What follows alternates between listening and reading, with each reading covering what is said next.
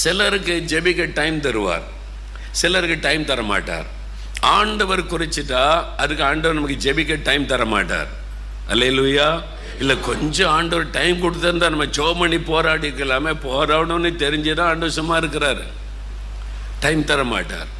இதில் ஆண்டவர் எடுத்துக்கொள்ளுகிறது ஒன்று இருக்கிறது, பிசாசனுடைய போராட்டம் ஒன்று இருக்கிறது. பிசாசனுடைய போராட்டம் தேவ சித்தம் ஒரு காரியம் நடக்குன்னா நீங்கள் போராடலாம், யுத்தம் பண்ண கர்த்தர் அனுமதிப்பார், அதில் விடுதலை தருவார். இப்போ என்னுடைய மனைவி ஆஸ்பத்திரியில் சேர்க்கும் போது அவளுக்கு கொண்டு போய் சுய நினைவே இல்லை. 3 நாள் கழிச்சு தான் சுய நினைவு வந்தது. நானே போன அப்போல்லோ டாக்டர்ஸ் 3 பேரும் உட்காந்து என்கிட்ட பேசினாங்க.